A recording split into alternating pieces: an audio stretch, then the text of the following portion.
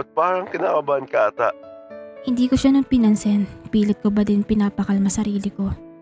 Ipapaalam ka lang naman kay Tito eh. Di pa naman ako magpo-propose. Tumahimik ka muna. Di ka nakakatulong. Maya-maya bumukas yung pinto kaya lalo akong kinabahan. Bakit ba ako kinakabahan? Good afternoon, Tito. Ashi? Yes po. Kilala niyo po pala ako? Ikaw yung nagpunta sa demo ng anak ko, tama? Opo. Close na pala kayo nitong crush mo, anak ah. Po? O anong crush? Di ba siya yun? Siya yung sinasabi mong crush na crush mo at magiging boyfriend mo? Nakakwento po pala ako sa'yo ni Mia. Abay, oo. Gusto ka niyang anak ko eh. Dad, wala akong sinasabi. Ay, sus. Mahihain niyang si Mia eh. Kayo na ba na anak ko? Dad!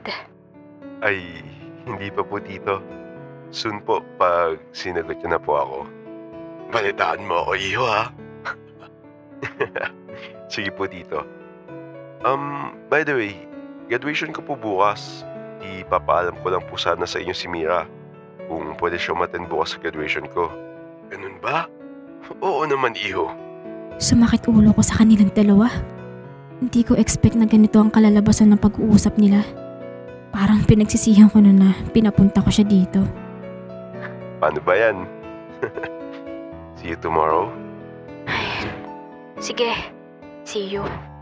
Abot nga ata yung ngiti niyang yun. Matutulog na naman yun na nakangiti.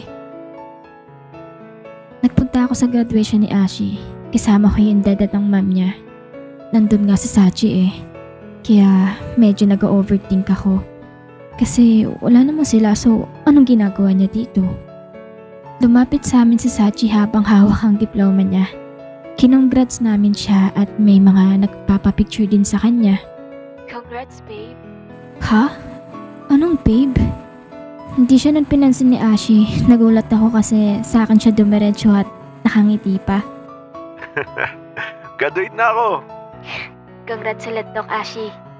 Para ata akong magkakasakit dahil sa titig niya sa akin. Hindi ako sanay. Nasanay ako na lagi niya akong tinataboy. Sabagay, people change. Inalok niya sa akin yung braso niya para kapitan ko. Kahit na choosy ako, syempre, ginawa ko. Eh bakit? Masama ba? Minsanan lang naman eh. Sumakay na kami ng sasakyan nila at naupo kami ni Asha sa likuran habang yung driver naman nila yung nagdadrive para sa amin. Ang tahimik mo ah. Kailangan ba maingay?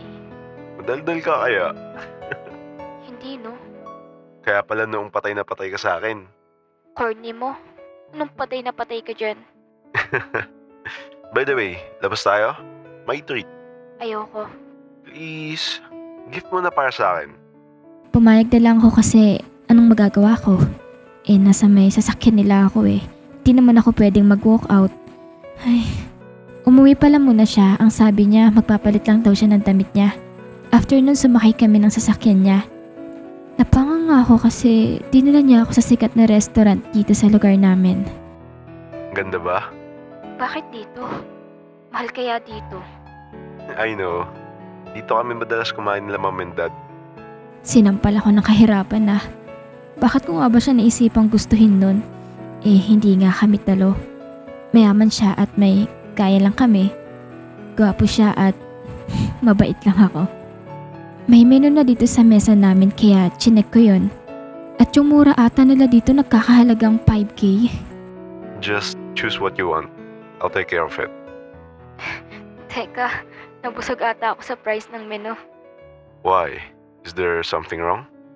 Eh kasi, ang mamahal naman pala. Oks na ako sa tuhog-tuhog.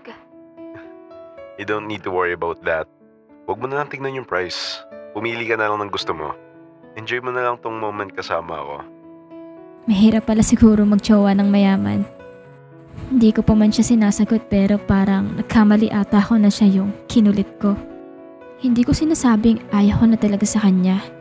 Kasi sobrang perfect niya lang para sa akin. Kaya di ko talaga akalain na magkakagusto din siya sa akin. Ang hirap palang magpanggap. Gusto ko pa din siya.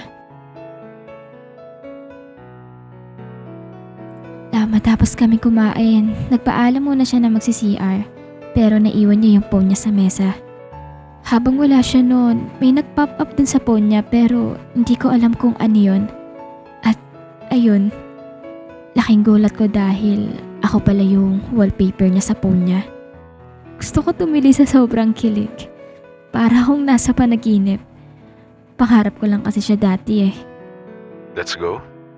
Pumunta kami ng parking lot at nakasunod lang sa kanya. Nang makarating kami sa tapat ng bahay, pinagbuksan niya ako ng pinto. Did you enjoy?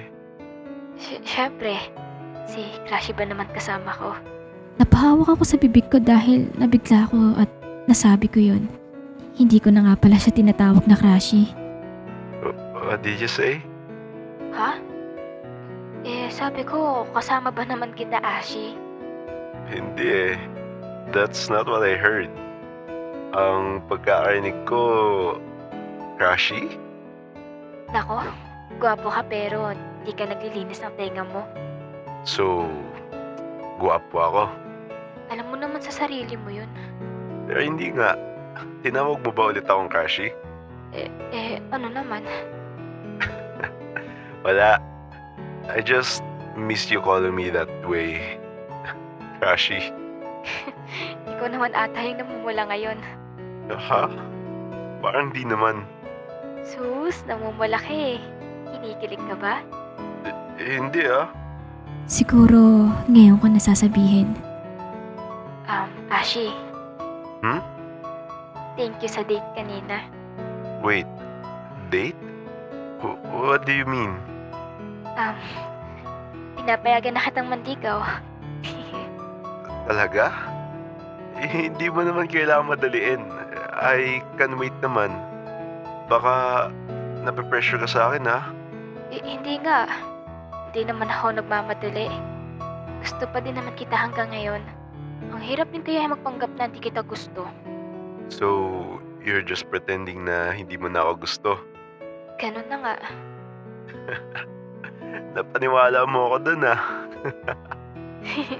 Galing ko ba umakting? Sobra. Kung di ka pa lumayo, baka hanggang ngayon, ikaw pa din nangungulit sa ating dalawa. Kidding!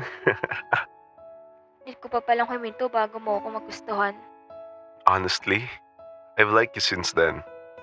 Weh? Di nga. I'm just afraid to fall in love again. Kaya nilalayo kita. Uy, crush din pala ako ni Crushy. Ikaw kasi, ang kulit mo eh. Yan tuloy. Lo, pakipot. Pero di nga. Diba, ayaw mo sa mas bata sa'yo? Ayaw mo din sa makukulit na kagaya ko? Oo. But, I'm used to it. Ilang taon mo din ako kinukulit. Tingin mo ba hindi kita magugustuhan nun? Ikaw